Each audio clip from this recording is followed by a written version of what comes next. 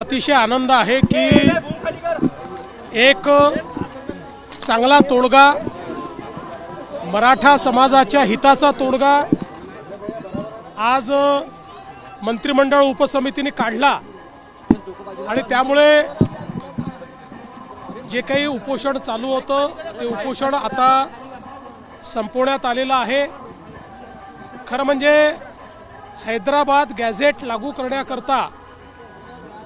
आमची सुरुवातीपासून तयारी होती, पण त्यातला महत्त्वाचा विषय असा होता की त्या ठिकाणी श्री मनोज जरांगे पाटील यांची जी मागणी होती सरसकटची, त्याच्यामध्ये कायदेशीर अडचणी होत्या। हायकोर्टाचे आणि सुप्रीम कोर्टाचे निर्णय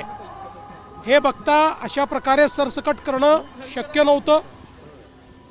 आणि विशेषतः आपण या ठिकाणी लक्षात घेतलं पाहिजे की या संदर्भात ही वस्तुस्थिती